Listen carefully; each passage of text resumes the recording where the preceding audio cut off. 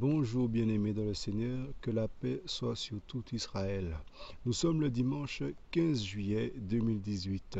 Je suis le frère David et voici par l'Esprit Saint de l'Éternel les exhortations que j'adresse à tous les fils et les filles d'Israël au nom du Seigneur Jésus-Christ. Que la paix vous soit donnée avec abondance. Il est écrit dans l'Épître d'Éphésiens au chapitre 6 et du verset 13 à 18, c'est pourquoi prenez toutes les armes de Dieu afin de pouvoir résister dans le mauvais jour et tenir ferme après avoir tout surmonté. Soyez donc fermes, ayant à vos reins la vérité pour ceinture, ayant revêtu la cuirasse de la justice et ayant vos pieds chaussés, prêts pour l'évangile de paix. Par-dessus tout, prenez le bouclier de la foi, avec lequel vous pourrez éteindre tous les dards enflammés du mauvais.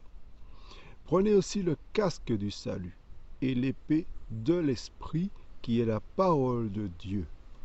Priez en tout temps, dans l'esprit, par toutes sortes de prières et de supplications.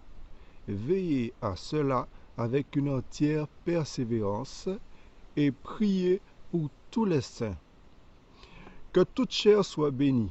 C'est au nom de l'Éternel des armées que je suis venu vous parler aujourd'hui, bien-aimés. C'est au sujet de l'armure spirituelle. Il faut savoir, avant tout, c'était une armure qui devait être portée sur le modèle des soldats, des guerriers, tels que les guerriers d'autrefois, qui partaient à la bataille et qui se livrèrent à de grandes guerres. Et nous allons le voir.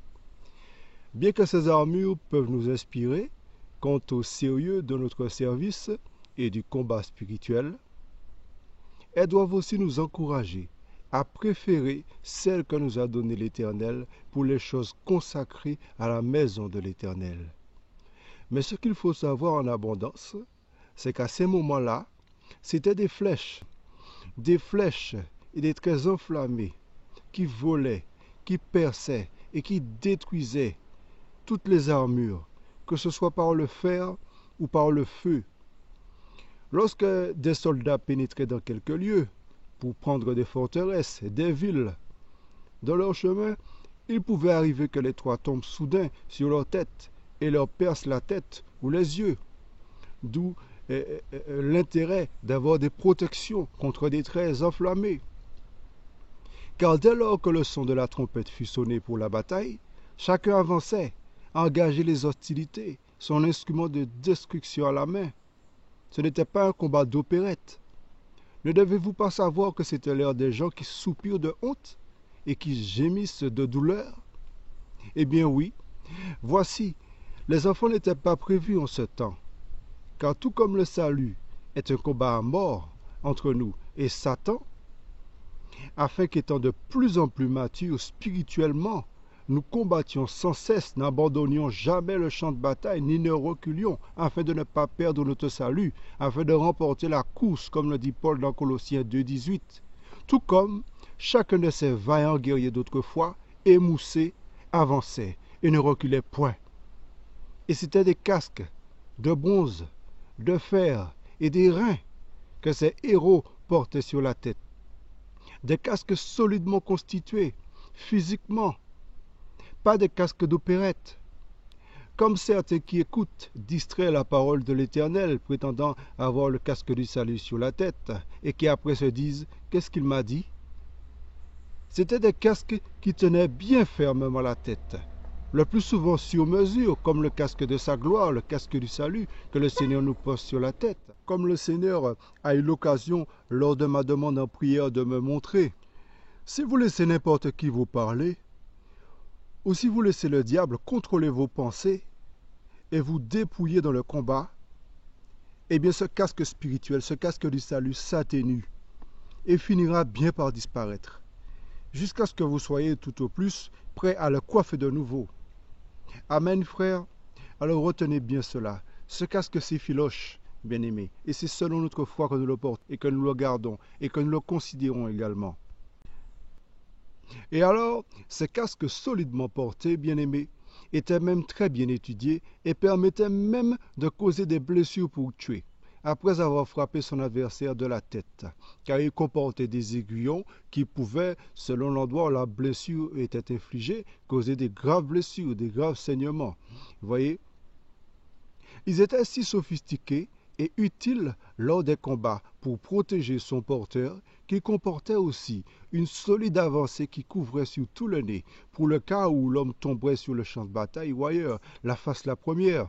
Là, c'est pour voir tout l'intérêt de la sophistication de ces casques qui étaient tout simplement charnels, bien-aimés. Et l'utilité de ces casques lors des combats, lors des guerres. Car nous sommes bien dans une guerre, bien-aimés, n'est-ce pas? Et une guerre où le combat est solide, avancé, acharné contre les traits enflammés du malin, contre toutes les puissances des ténèbres. Amen, bien-aimés. Alors ce casque nous portait cette solide avancée qui couvrait surtout le nez, et pour le cas où l'homme tomberait sur le champ de bataille ou ailleurs, la face la première. Et souvent, eh bien, c'est ce qui arrivait, m'a montré l'Éternel.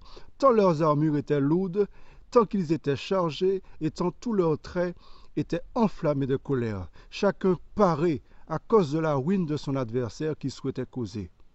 Et ils étaient nombreux dans ces lieux, bien-aimés, très nombreux, plus de 800 000 hommes parfois, avec leurs épées aiguisées, leurs arcs et leurs flèches pointues. Et l'Éternel me dit qu'ils se servaient d'épines du désert, ou de chardons, les a-t-il nommés. Et pourquoi?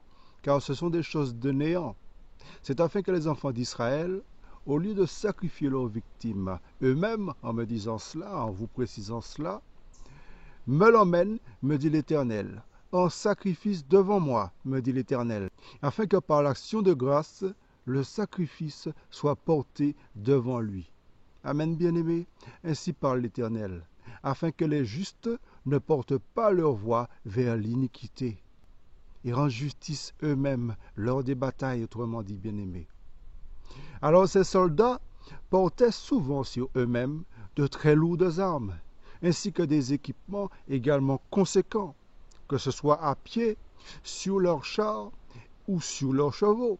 Et leurs armures étaient comme leurs casques, de composition assez riche charnellement. Dans les champs de bataille, les soldats étaient amenés quelquefois, lors des duels à l'épée, de recevoir des coups mortels, des coups durs, des coups puissants, sur leurs épaules ou sur leurs bras, qui pourraient tout bonnement les démanteler, toutes leurs épaules, tous leurs bras. Voilà pourquoi je vous parle de ces plaques, qui sont, pour ainsi dire, montées sur une armure, sur une cuirasse, comme la cuirasse du salut, voyez, afin d'apporter une protection suffisante à votre armure. Alors Dieu seul sait de quoi est composée cette armure de gloire que le Seigneur est amené à nous revêtir sur le corps. Amen.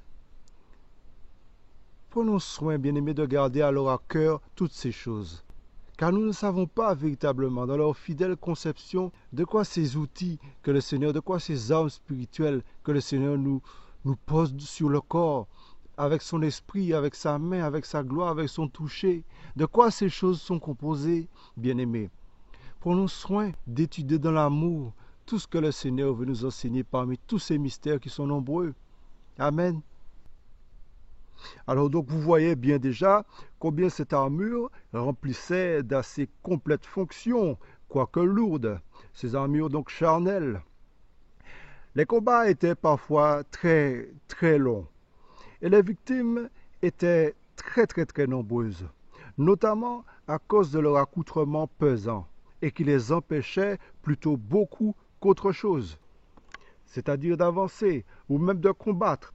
Par exemple, ceux qui avaient emporté le pectoral d'acier ou de bronze ne pouvaient, lorsqu'ils combattaient, qu'être essoufflés, puisque cet élément représentant une protection suffisante, au cas où ils recevraient quelques coups, ayant un tel poids, ne pouvait que leur couper le souffle.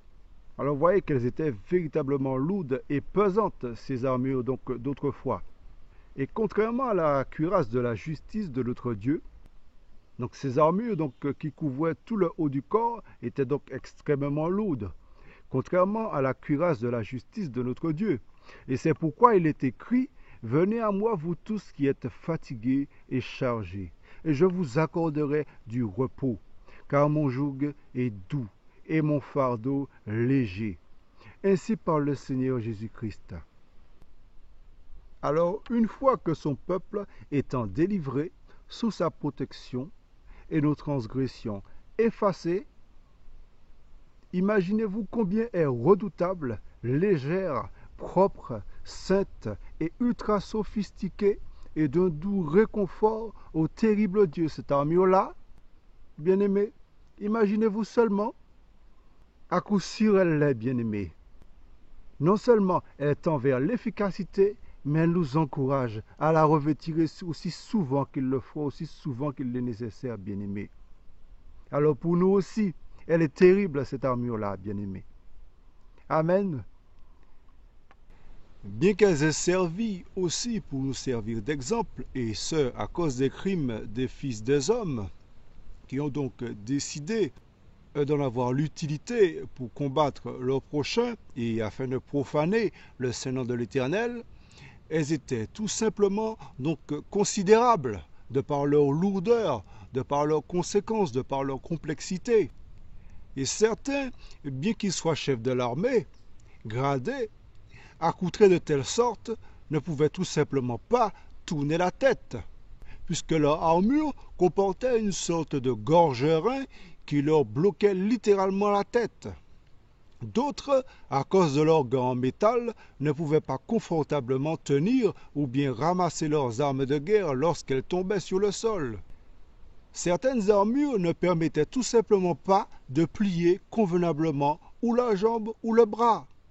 Si bien que l'Éternel me montra, et il me parla, et il me dit qu'en cas de chute dans de tels accoutrements, et particulièrement lors de graves coups et blessures occasionnées, certains soldats, ne pouvant plus garder d'honneur et d'impuissance, beaucoup pleuraient de douleurs atroces, criaient, maudissaient Dieu de désespoir, débordant d'angoisse et de peur.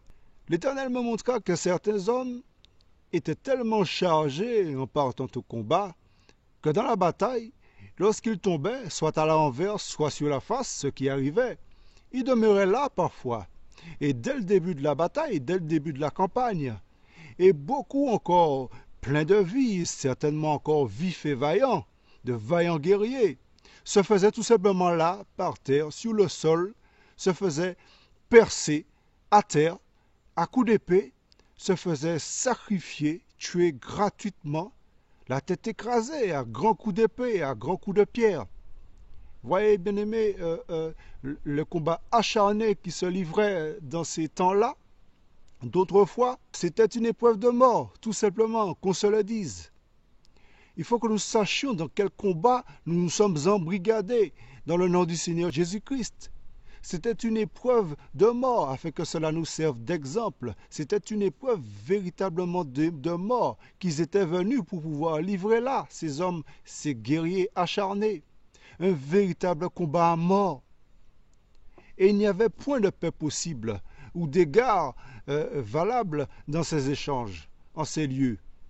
De plus, leurs armures étaient parfois sanglées sur leur corps, littéralement. Et s'il n'y avait une personne de confiance, ils ne pouvaient s'en défaire seuls. Israël a été envoyé sur le champ de bataille. Et moi, votre frère David, c'est du champ de bataille, pareillement, que j'ai été adressé par l'Esprit de l'Éternel et par le nom du Seigneur Jésus-Christ, pour vous exhorter à rechercher sa face dans les combats les plus périlleux que vous avez à mener de tous les jours. Et sachant que c'est une guerre spirituelle et sur un champ de bataille qu'on appelle le monde, bien-aimé. Et l'Éternel me parla et il me dit, « Car mon peuple est abattu dans le deuil, me dit l'Éternel. J'ai entendu leur voix parmi mon peuple. J'ai entendu leurs pleurs. Ainsi m'a parlé l'Éternel, bien-aimé. La joie a cessé parmi les fils de Dieu. Et moi aussi, votre frère, je l'ai vu, bien-aimé. Mais je vous exhorte et je vous encourage et je vous dis, ne quittez pas votre Père. Car la parole de Dieu nous a fait comprendre que dans ce dernier temps des temps que nous vivons, nous aurons à faire particulièrement face à des moments d'une grande complexité qu'on appelle des temps difficiles dans la parole. Criez à l'Éternel en vertu de la promesse. Car qui a jamais connu de pareilles choses parmi les hommes? Pas même vos pères et les pères de vos pères n'ont pas connu ces choses. Alors le Seigneur bien-aimé sait parfaitement que le combat contre les puissances des ténèbres et contre Satan, l'ennemi de nos âmes, est rude. Ne désespérez jamais, bien-aimés. N'avez-vous pas entendu qu'il est dit: rentrez tout de suite dans la bataille, dès le début de votre conversion, ne pleurez point, mais demeurez ferme, ayant toutes les armes du chrétien? Bien sûr, c'est une parole et une doctrine que l'on entend, bien-aimés, dès le début de notre conversion. Car si nous sommes à ce point, arrivés auprès du Seigneur et en sa compagnie, tenant fermement sa main, bien-aimés, c'est effectivement pour ne pas reculer, mais c'est bien évidemment pour savoir que nous sommes dans un combat livré à mort entre la lumière et les puissances des ténèbres. Et toutes les âmes du chrétien bien-aimé, le sachant, je vous le dis, sinon vous périrez. Ayez la ceinture de la vérité, bien-aimé, autour de vos reins, car il m'a été confié par l'Esprit Saint de l'Éternel que l'ennemi chantera beaucoup de mensonges et de paroles doucereuses à nos oreilles pour nous éloigner de la saine doctrine du royaume. Et que, écoutez bien, tenez-vous bien, et que beaucoup seront perdus à cause de la vérité qui ne sera plus trouvée où? Dans leur cœur, bien-aimés. Par qui? Par le Seigneur. Par qui encore? Par ses juges, les prophètes et les prophétesses, et par les anges bien-aimés. Car nous sommes des élus, mais nous sommes encore choisis constamment, car nous pouvons reculer pour ne plus choisir le Seigneur, sans même le savoir souvent, car le père du mensonge, c'est une abomination. Il a sa renommée, et il est doué pour faire le mal, bien-aimés. Méfions-nous de notre ennemi en tout temps, en toutes circonstances, où que nous nous trouvions. Et puis encore une petite vérité qui n'en est pas une demi. Sachez que les ennemis sont nombreux et que le Seigneur Jésus-Christ a dit que nous avons l'assurance qu'il est la gloire d'Israël, car il est l'alpha et l'oméga. Il est le premier et le dernier. Il est le principe, le commencement et la fin. Il est le roi de gloire, le roi de toute éternité, le consolateur, l'Esprit Saint libérateur, est assez puissant pour nous garder jusqu'à la fin et pour marcher avec nous dans tous les combats. Et que Dieu lui-même permettra que soit dressée entre nous et notre ennemi une table, comme il est écrit dans les psaumes. Comme le psaume 18 le dit, une table en face de nos adversaires, afin que nous remportions la victoire. Amen, bien-aimés. Alors les ennemis sont nombreux. Le Seigneur Jésus-Christ est l'assurance de notre salut. Car il est la gloire d'Israël, il l'a dit. Et il l'a dit encore que malgré les destructeurs qui marchent contre nous, nous avons toutes les armes dans son nom pour abattre toutes les puissances des ténèbres et marcher sous toute la puissance de l'ennemi. N'oubliez pas que le Seigneur a dit que nous avons la capacité de marcher tous sur les puissances des ténèbres, autrement de marcher même sur le corps de l'ennemi de nos âmes, qui est Satan, s'il le faut. Et si nous en faisons la demande, et quelles que soient les parties de son corps que nous réclamons, qui est fait de ténèbres et d'impureté, qui est une abomination aux yeux de Dieu, sur sa tête, sur ses bras, sur sa queue fourchue, tout ce que vous voulez, bien-aimés, nous avons la capacité, au nom du Seigneur Jésus-Christ, de marcher sur toute la puissance de l'ennemi, bien-aimés. Aussi c'est pourquoi, ayez donc vos reins sains, solidement sains, et n'oubliez aucune de ces armes. Ne vous laissez pas vaincre par le mal, bien-aimés, mais surmontez le mal par le bien. Amen, bien-aimés. Nous sommes des fils et des filles de Dieu. Et n'oubliez pas que nous n'avons pas hérité de toute la panade charnelle des guerriers d'autrefois, ni même d'aujourd'hui, ni même des guerriers d'aujourd'hui. Et vu que nous marchons dans la gloire de Dieu, Et n'oubliez pas, et songez toujours que nous voyageons légers, car Jésus a dit que son joug est doux et son fardeau léger. Soyez tous bénis à l'égard de Dieu, du Dieu d'Israël, à l'Éternel. Soyez bénis, frères et sœurs, au nom du Seigneur Jésus-Christ. Jésus nous aime et Dieu nous aime. Que Dieu vous garde. Amen.